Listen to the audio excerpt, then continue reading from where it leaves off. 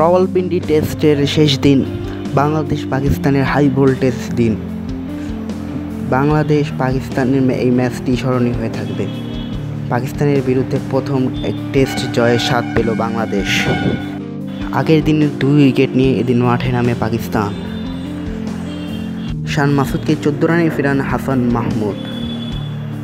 তারপরে বাবর আজমকে 22 রানে ফেরান নাহিদ রানা। লিটনের স্ট্যাম্পিং আউট হন সাউথ শাকিল। ফর্মে ছিলেন সাকিব এদিন বল হাতে। মেহেদী হাসান মিরাজ ফেরান আগা সালমানকে। রিজওয়ানের সাথে জুটি করতে থাকা শাহিন আফ্রিদিকে ফেরান মেহেদী হাসান মিরাজ। সাকিব নাসিম শাহ উইকেট পান। এরপরে মোহাম্মদ রিজানকে ফেরান মেহেদী হাসান মিরাজ।